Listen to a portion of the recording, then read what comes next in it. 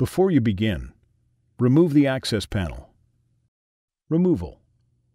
Lift the latch for the expansion card's retaining bracket and swing the bracket out.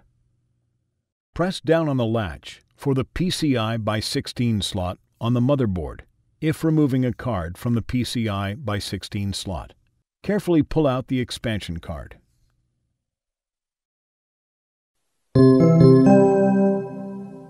Replacement. To replace an expansion card, carefully align and push the card into its slot on the motherboard until it is fully seated.